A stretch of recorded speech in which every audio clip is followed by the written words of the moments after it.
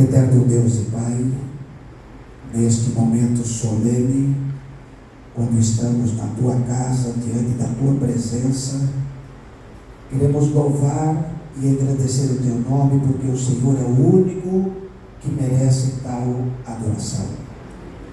Pedimos também, Senhor, que nos abençoe neste momento. Derrame sobre nós o Teu Espírito e o Teu poder. Prepare o nosso coração para a mensagem que queremos ouvir e que ela fale a nós.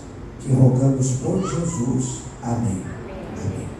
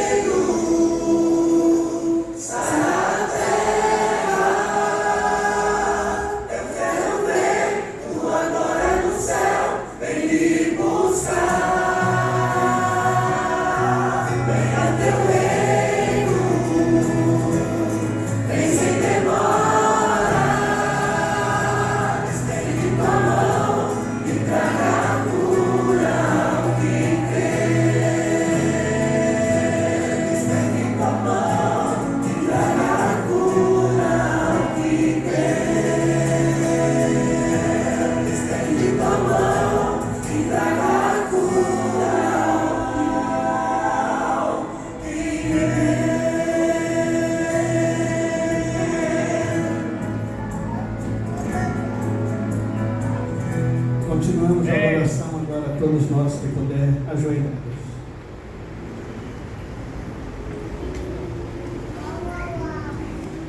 Senhor Jesus, que a letra desse hino seja verdade na nossa vida, tanto conjugal, espiritual, profissional.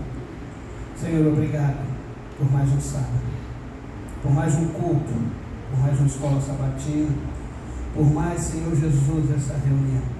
Agora entramos na sua presença mais uma vez para te buscar em espírito e em verdade.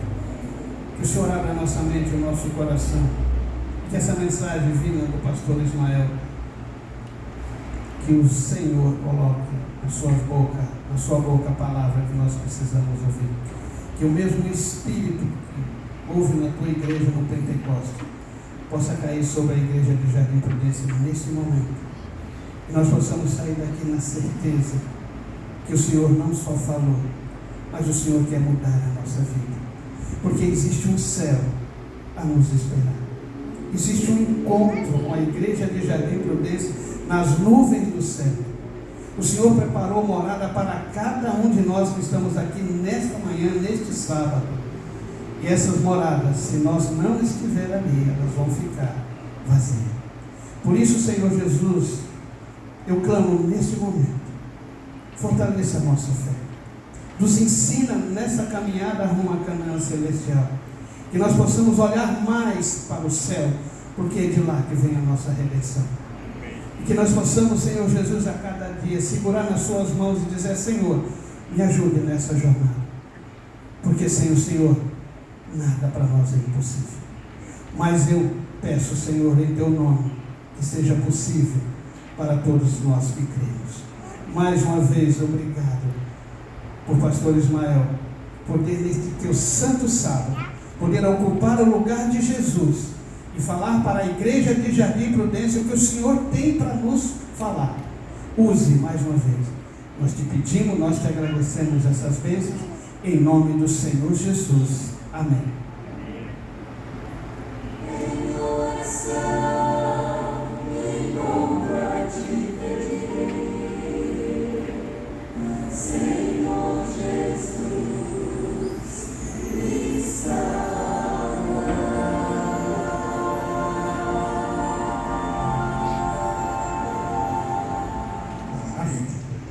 Pode colocar para o nosso tema sobre esse projeto que nós temos. O tema dos 10 dias da oração é o fim, preparação para a vitória.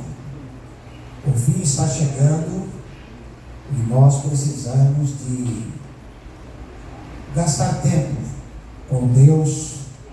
Hoje todo mundo está correndo atrás de coisas passageiras. E nós precisamos correr atrás das coisas que irão permanecer. Então, o que você deve fazer com essa revista? Reúna sua família uma vez ao dia, durante os 10 dias, e pegue o tema do dia, leia, medite e gaste um tempo orando, porque nós precisamos desses momentos de comunhão e de oração. Nunca precisamos tanto como precisamos hoje. A igreja está promovendo 10 dias de oração por ano. Por que a igreja precisa promover isso? Isso já deveria ser uma prática nossa diária. Todos os dias. Não precisaríamos esperar pela igreja para promover um dia de oração para nós orarmos. Isso deve ser a primeira coisa que nós fazemos no dia e a última coisa que nós fazemos no dia.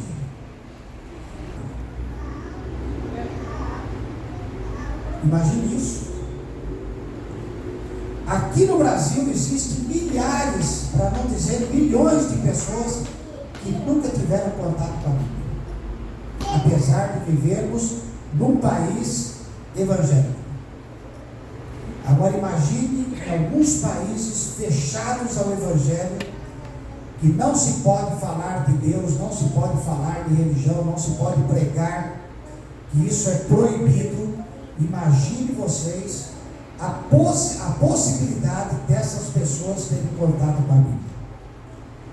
E uma profecia que nós temos é que o Evangelho do Reino, esse Evangelho que nós estamos vivendo, nós estamos experimentando no dia a dia da nossa vida, esse Evangelho será pregado em todo o mundo. E nós já estamos quase no fim do mundo. Então nós precisamos de orar para que Deus, de alguma maneira, realize um grande trabalho. Nós temos ao redor do mundo algumas rádios mundiais. São rádios potentes. E essas rádios estão estabelecidas na divisa de alguns países que nós não podemos entrar para pregar o Evangelho, mas as ondas do rádio entram. E a igreja tem distribuído receptores aos milhares dentro desses países, e a única rádio que esse radinho pega é a rádio adventista, não pega outro. Você pode tentar virar do jeito que você quiser, só pega a rádio adventista. Só que essas rádios, elas pregam o Evangelho em 70 línguas diferentes, que não é pouco. 70 línguas diferentes não é pouco. Mas nós temos no mundo cerca de 14.700 línguas e dialetos diferentes que precisam ouvir o Evangelho. Então, queridos, eu e você temos condições de fazer tudo isso? Não. Assim como os discípulos lá, quando Jesus foi ao céu, eles tinham condições de pregar o Evangelho a todo o Império Romano? Não. Mas o que eles fizeram? Foram para o cenáculo. Ficaram quanto tempo lá? 10 dias. Fazendo o quê? Só orando? Clamando, só clamando? Colocando a vida em ordem. As dissensões que haviam entre os discípulos se acabaram ali. Pediram perdão um para o outro, porque eles saíram da Santa Ceia ainda querendo saber quem seria o maior no reino. Ainda havia disputa entre os discípulos. Mas nesses 10 dias houve uma mudança, uma transformação. E no final dos 10 dias, o que aconteceu? Deus tomou a liderança daquela igreja. E em pouco tempo, mais de 6 milhões de cristãos já haviam no Império Romano. Então, hoje, nós olhando essas impossibilidades humanas, mas se nós formos para o Senado e clamarmos a Deus, e colocarmos a nossa vida em ordem, tirar as dissensões que existem entre um e outro, com certeza Deus vai operar. E eu e você poderemos falar línguas que nós nunca imaginamos para pregar o Evangelho de Cristo. A palavra é soberana e Deus está falando que isso vai acontecer. São Mateus capítulo 14, São Mateus capítulo 24, versículo 14. Esse Evangelho será pregado. Se não for pela condição humana, vai ser pela condição divina. Mas nós temos que clamar e fazer a nossa parte. Segundo a Biblioteca Britânica, queridos, atualmente existem 48 cópias do primeiro livro que foi impresso no mundo. Qual foi o primeiro livro que foi impresso? A Bíblia. Quem que imprimiu? Gutenberg. Que país? A Alemanha. Gutenberg, ele fez uma impressão, uma máquina de impressão. Essa máquina de impressão havia sido descoberta pelos chineses, mas como os chineses têm uma linguagem muito extensa, um mandarim muito extenso, foi muito complicado para eles fazerem os tipos. Então os alemães acabaram fazendo, e o primeiro livro que foi impresso foi a Bíblia. E ainda existem 48 cópias dessas Bíblias, embora nem todas estejam completas, mas algumas são apenas fragmentos que estão guardados, porque já fazem cerca de 500 anos que isso aconteceu mas talvez mais que isso. Mas existe uma cópia em exposição na livraria ou na biblioteca do Congresso dos Estados Unidos. Esse é um exemplar completo. Ele não foi feito em forma de livro, foi feito em forma de pergaminho, e outras 3 perfeitas cópias desse material estão distribuídas, uma na biblioteca de Paris e outra na biblioteca de Londres. Por que esse livro, queridos, tem atraído a atenção de tantas pessoas por séculos? Por que a Bíblia tem atraído? Porque nos sentimos tão diferentes quando refletimos sobre os seus pensamentos? Por que há uma transformação, uma mudança na nossa vida quando nós abrimos a Bíblia e lemos? Há pelo menos 4 razões que tornam esse livro sublime e que tornam esse livro soberano na nossa vida. A primeira razão é a sua origem, a origem da palavra. Quando falamos da palavra de Deus, nós estamos tratando de algo que está acima de nós, muito acima de nós, acima de qualquer suposição ou especulação humana. É algo divino. Embora tenhamos elementos humanos presentes na transmissão da palavra de Deus, nunca devemos esquecer que a origem é marcada por uma verdade divina que foi expressa em linguagem humana. A Bíblia, ela foi expressa em linguagem humana, mas a origem dela é divina. Deus é que inspirou, orientou cada um dos que iriam escrever o que escreveram. Há vários textos que comprovam a origem divina, e eu vou ler aqui alguns. 2 Pedro 1:21, e diz: porque nunca jamais qualquer profecia foi dada por vontade humana. Entretanto, homens falaram da parte de Deus, movidos pelo Espírito Santo. O outro texto, 2 Timóteo capítulo 3, verso 16, um texto bem conhecido. Toda a escritura é inspirada por Deus e útil para quê? Para o ensino, para a repreensão, para a correção, para a educação e para a justiça. Então, toda a escritura é inspirada por quem? Por Deus. Hebreus também fala a respeito disso, Paulo fala a respeito disso. Antigamente Deus falou muitas vezes e de muitas maneiras aos pais, e isso tudo foi registrado, e pelos profetas. Hebreus capítulo 1, versículo 1. Queridos, aquele que conhece a Deus e a sua palavra por experiência pessoal tem uma firme fé na origem divina das Santas Escrituras. Então, quem conhece a palavra por experiência não duvida que a Bíblia é de origem celestial. Tem aprovado que a palavra de Deus é a verdade.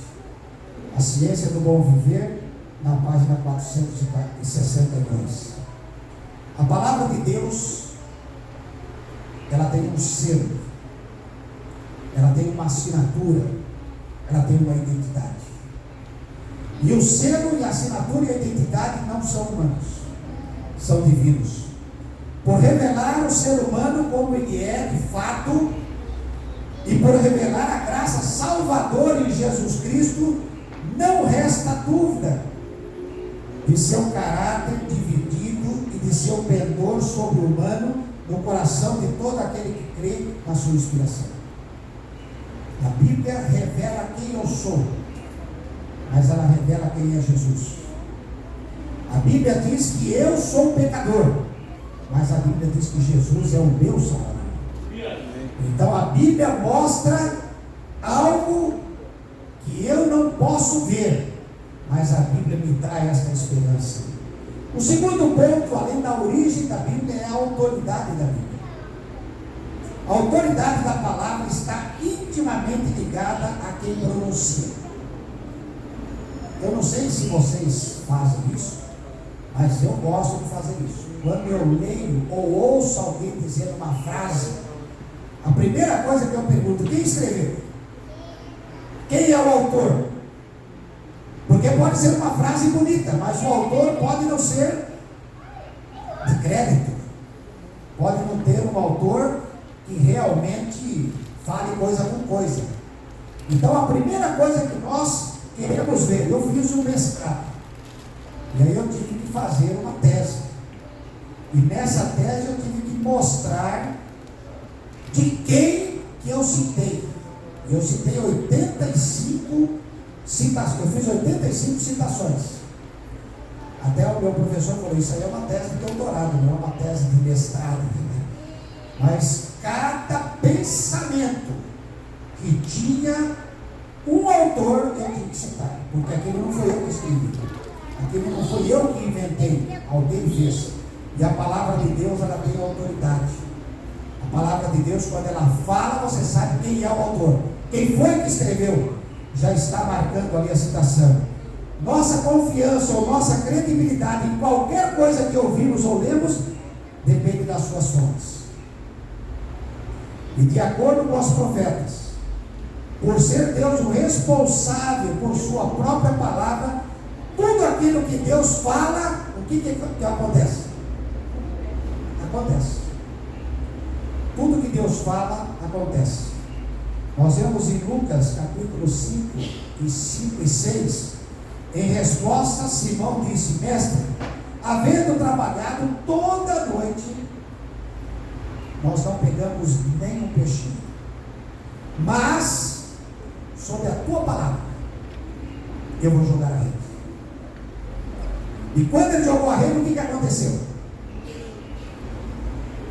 Apanharam uma quantidade tão grande de peixes que as redes começaram a se romper.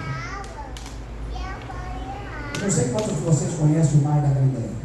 O Mar da Galileia, na verdade, é um lago.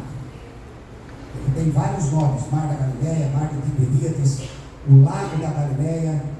É de água doce. E ele é um lago cristalino. Então, na hora que sai o sol, você vê o fundo. E como você vai pescar de rede num lugar perto da margem, jogando uma rede, e os peixes vão ver e fogem. Mas sob a palavra de Deus, quando Deus diz faça, pode fazer, porque isso vai acontecer. Isso faz parte da autoridade da palavra. Então ele me disse: profetize, Ezequiel capítulo 37, verso 4 e 10. Então ele me disse: profetize para esses ossos secos. Ezequiel estava num vale cheio de ossos, e ele disse: profetize, ouçam ossos secos, ouçam a palavra do Senhor. E o que aconteceu? Eles ouviram e viveram, e se puseram em pé e formaram um exército, um enorme exército. Então a autoridade da palavra de Deus está justamente nisso. Quando Deus fala, acontece. Quando você lê na Bíblia uma promessa, você pode ter a certeza que essa promessa vai se cumprir. Ele diz que voltará. Pode ter a certeza, pode escrever embaixo que ele voltará. Lucas capítulo 4, verso 32.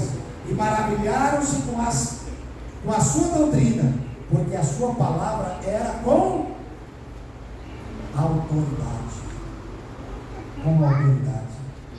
Queridos, não há dúvida de que os textos que mais declaram a autoridade das Escrituras se encontram em Mateus e em Lucas.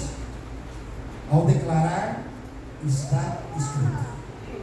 Jesus, ele simplesmente, quando enfrentou a maior tentação da sua vida, ele simplesmente disse: está escrito. Você não precisa duvidar, é o que está ali. A Bíblia é um livro de autoridade, é um livro autorizado, porque Deus o escreveu. Na linguagem humana, mas a autoria é divina. Spurgeon, um grande pregador inglês, ele disse: temam, não a desprezem, observem sua autoridade, porque é a palavra de Deus. Quando você pega a Bíblia, você tem esse sentimento de que é a palavra de Deus? Quando você guarda a sua Bíblia na sua casa, em que lugar você guarda a sua Bíblia? No lugar de destaque? Ou você coloca embaixo de tudo que tem? A Bíblia é a palavra de Deus. O terceiro item, além da origem, da autoridade, o poder de Deus. O poder da palavra. Quando aplicada no coração, pela pessoa do Espírito Santo, a palavra de Deus, queridos, ela é capaz de fazer uma obra que nenhum ser humano pode fazer. A palavra de Deus, ela pode fazer um trabalho que nenhum ser humano pode fazer. E olha, queridos, há poucos dias atrás eu vi uma entrevista de um indivíduo chamado Falcão. Não sei quantos de vocês já ouviram falar desse Falcão. Foi um dos maiores assassinos que viveu no Rio de Janeiro. E ele foi preso, ele foi para uma solitária, depois de tomar uma surra muito grande, e deram para ele uma Bíblia. Você não vai ter nada, você vai ter uma Bíblia. E ele falava, o que eu vou fazer com isso? Mas quando ele estava lá já há algum tempo, ele começou a ler, e hoje ele está dando o seu testemunho da conversão dele, o poder da palavra. A palavra transforma, ela faz o que nenhum ser humano pode fazer. O que a justiça não fez, o que a polícia não fez, o que os pais não fizeram, a palavra de Deus fez na vida daquele homem. Amém. Paulo deixa isso claro em Hebreus quando afirma, em Hebreus capítulo 4, verso 12, porque a palavra de Deus é viva e eficaz, e mais cortante do que qualquer espada de 2 gumes. Ela penetra até onde? Até o ponto de dividir alma e espírito, corpo e espírito, juntas e medulas, e é apta para julgar os pensamentos e os propósitos do coração. É impressionante o que a palavra de Deus, como a palavra de Deus é importante. Ao comentar a palavra viva, ao aplicar a Bíblia, nós vemos a importância que Donald Guthrie afirma. E ele fala o seguinte, introdução ao comentário que ele fez na página 111, que a palavra é viva, demonstra que reflete o caráter verdadeiro do propósito do próprio Deus, a fonte de toda a vida. Então, que a palavra é viva, demonstra que reflete o caráter verdadeiro de Deus. E ele continua, esse tipo de vida é cheio de energia para realizar sua finalidade declarada. É impressionante. Toda a obra da palavra de Deus em nosso coração tem como propósito nos tornar semelhantes a Ele. Quando você abre a Bíblia e começa a ler, o propósito da Bíblia é transformar você em semelhança de Jesus. Por isso, pregar a palavra é mostrar que existe esperança para o homem caído. Veja o que Ellen White fala. Pela atuação do Espírito Santo, a palavra de Deus é uma luz quando se torna um poder transformador na vida de quem a recebe. A palavra de Deus, pela atuação do Espírito Santo, ela se transforma numa luz, num poder transformador na vida de quem a recebe, implantando-lhes no coração os princípios da sua palavra. O Espírito Santo, ele desenvolve nos homens os predicados de Deus. Então, quando você lê a Bíblia, você tem um palavreado diferente. Você não fala como um ser humano comum. Por quê? Porque a palavra de Deus vai mudando as suas palavras, os seus pensamentos, a sua vida. Durante a Segunda Guerra Mundial, a lancha torpedeira do tenente John, ela foi bombardeada e foi afundada. E aí eles não tinham muito o que fazer, eles acabaram se agarrando em cima dos destroços de algo que sobrou ali, e eles ficaram por algumas horas ali.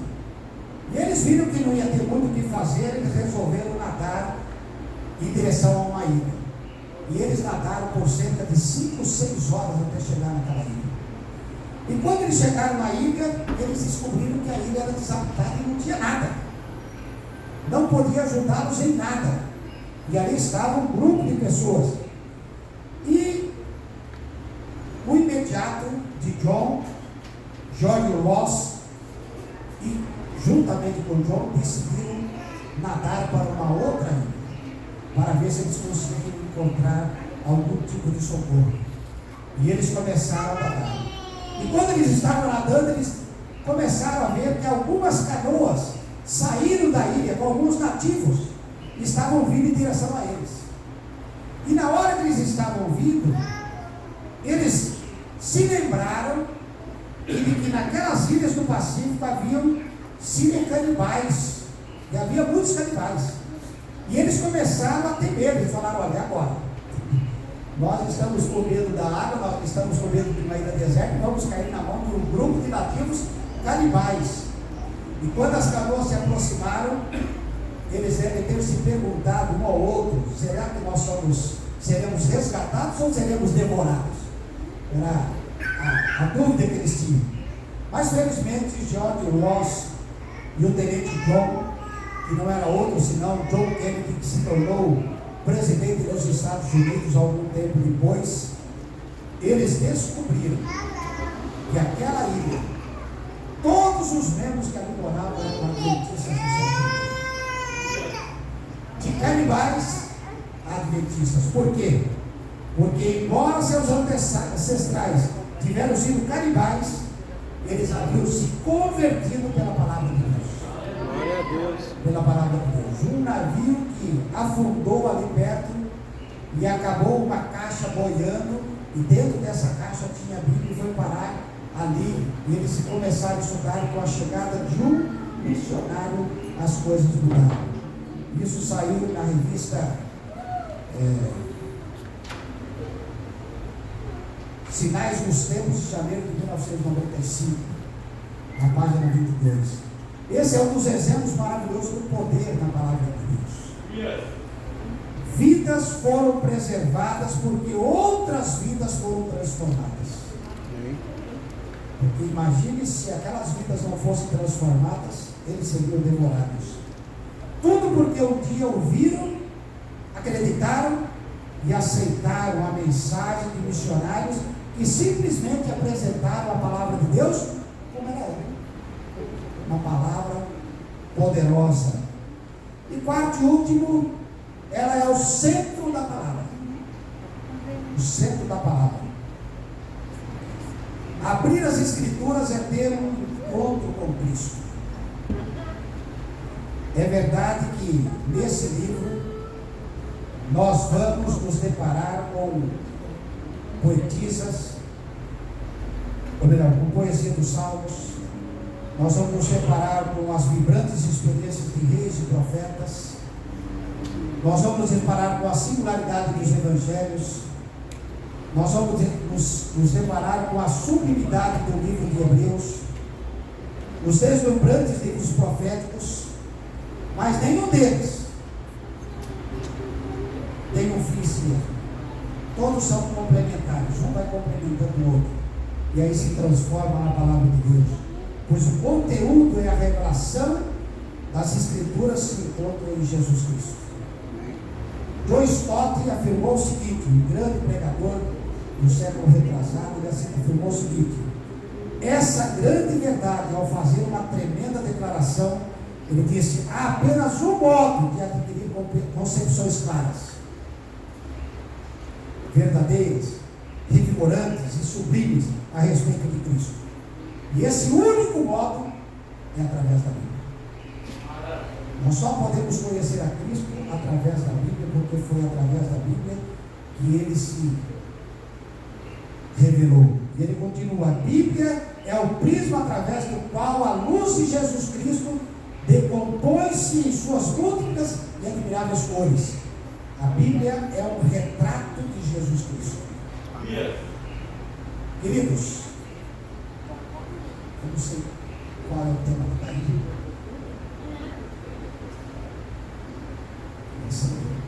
Cristo é o centro das Escrituras, e todo o conteúdo delas, seja profético, histórico, teológico e doutrinário, encontra nele a sua origem. Eu tenho assistido, agora que eu tenho um pouquinho de tempo, tenho assistido a algumas palestras de cientistas. E muita gente fala que a ciência e a Bíblia não se combinam, né? Aí fora.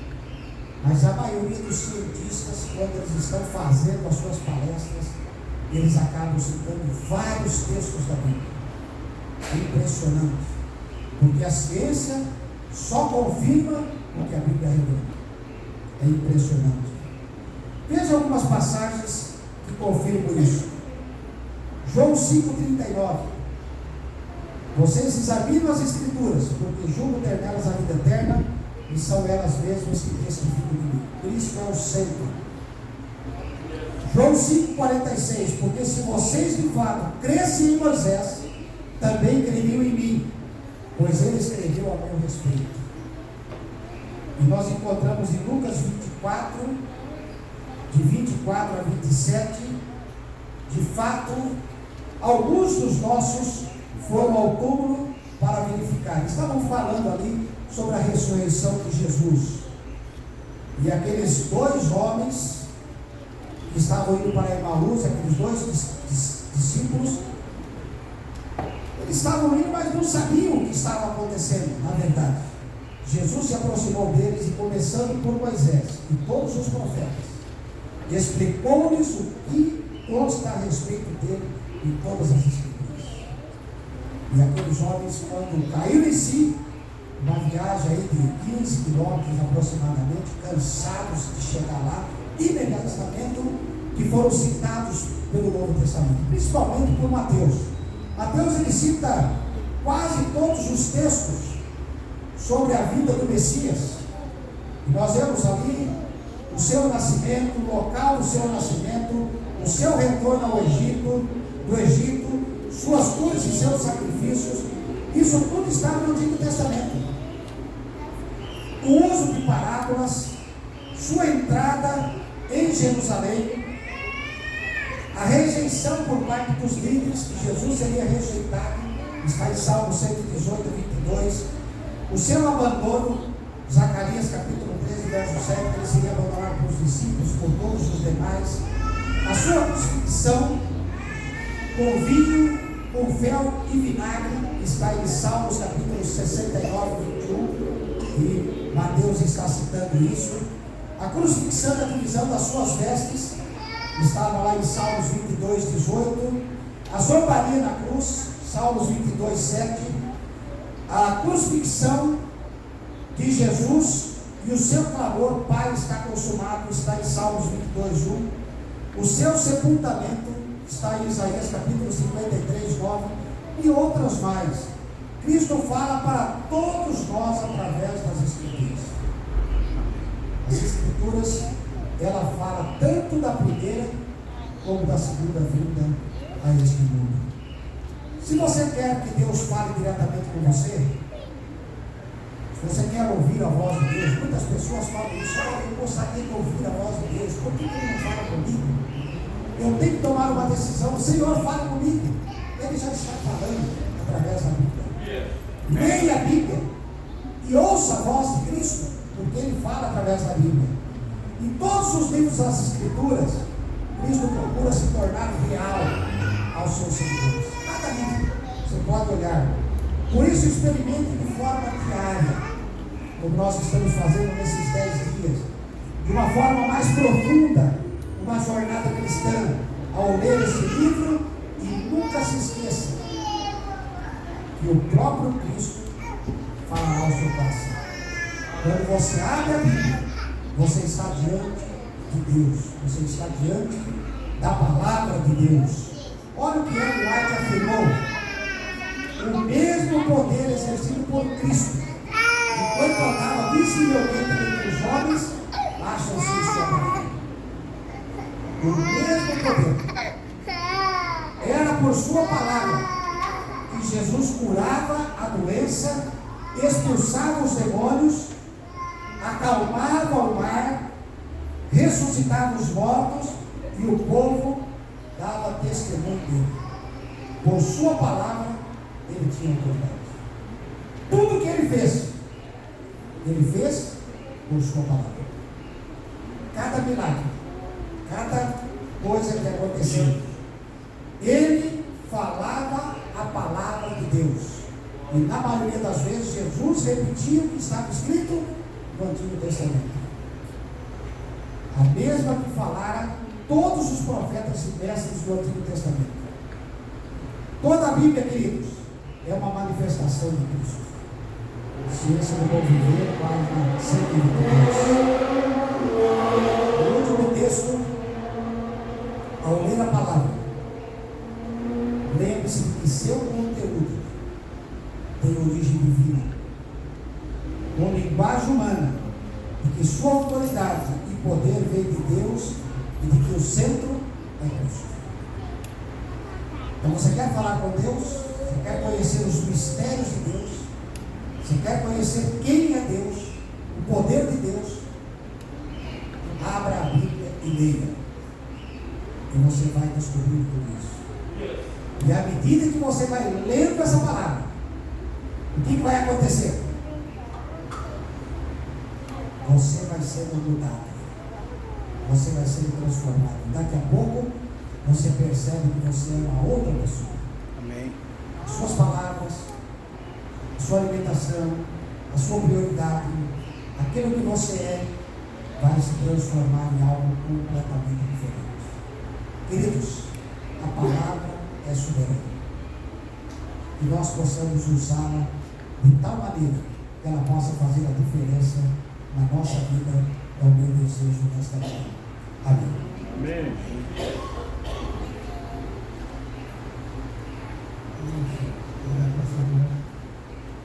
Antes de anunciar o final, queria falar para a igreja os 10 dias de oração. Não termina. Vamos entoar o hino 54, unidos pela palavra. Vamos ficar de pé e louvar o nosso Deus com todo entusiasmo. Aos pés,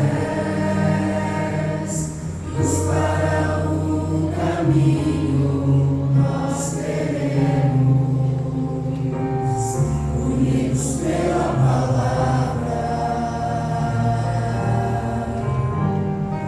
espada de poder,